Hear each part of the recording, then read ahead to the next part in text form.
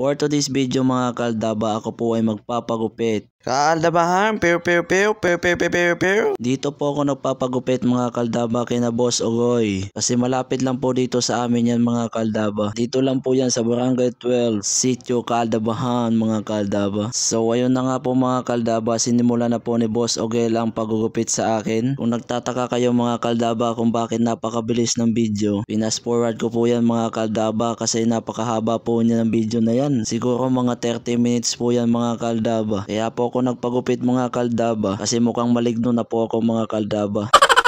Kahit naglalagay po ako ng mga skincare mga kaldaba ay hindi po umaapekto kasi nga po napakapangit po ng buhok ko dyan, kaya po ako nagpagupit. Hindi po tatalab ang mga sabon ko katulad po ng Kojic, Bioderm at saka Safeguard.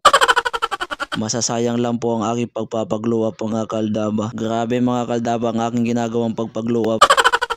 10 gamot ang iniinom ko araw-araw para makalimutan ko lang siya. San ba ako nagkulang? Then why? Tell me.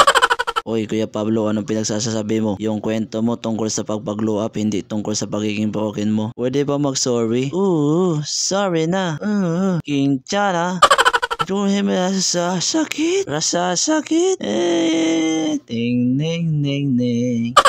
Balik tayo mga kaldaba sa topic natin. Lately ko lang nalaman mga kaldaba na hindi pala magkapatid si Sarah J at saka si Flo G. At saka hiwalay na pala si Gabi at saka si Sharon mga kaldaba. Grabe, nakakalungkot no. Issue pala ngayon mga kaldaba yung sinasabi nilang $299 promise ring ba yun o engagement ring. Hindi tinanggap kasi sa Shopee daw binili. Gusto daw ng tag 1 million na promise ring ibibigay. Kung ako sa babae na yon, hindi na lang niya ipinos, naghanap na lang siya ng iba. Sana dito na lang siya sa akin. High value ring ang ibibigay ko sa kanya mga kaldaba. Alam niyo ba mga kaldaba yung patay na bayod, yung bulok na? Di ba parang singsing yun? Yun ang ibibigay ko sa kanya.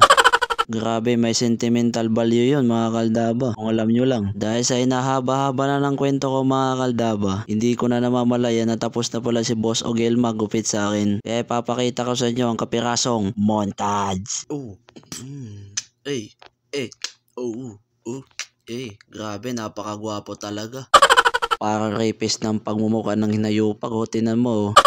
Nagmukhang tao na din mga kaldaba. Hanggang dito na lang po ang video natin mga kaldaba. Salamat po Boss Ogoy sa pagugupit. See you next video. Bye bye.